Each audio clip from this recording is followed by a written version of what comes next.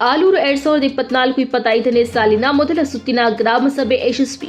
ಬೆಂಗಳೂರು ಉತ್ತರ ತಾಲೂಕು ದಾಸನಾಪುರ ಹೋಬಳಿ ಆಲೂರು ಗ್ರಾಮ ಪಂಚಾಯಿತಿಯ 2024-25ನೇ ಸಾಲಿನ ಮೊದಲ ಸುತ್ತಿನ ಗ್ರಾಮ ಸಭೆ ತಮ್ಮೇನಹಳ್ಳಿ ಸರ್ಕಲ್ ಬಳಿ ಆಯೋಜಿಸಿದ್ದು, ಗ್ರಾಮ ಪಂಚಾಯಿತಿ ಅಧ್ಯಕ್ಷರಾದ ಪುಷ್ಪಾ ಮಂಜುನಾಥ್, ಉಪಾಧ್ಯಕ್ಷರಾದ ಪದ್ಮಾವತಿ ಮಂಜುನಾಥ್ ಹಾಗೂ ಸದಸ್ಯರು ಉದ್ಘಾಟಿಸಿದ್ದಾರೆ.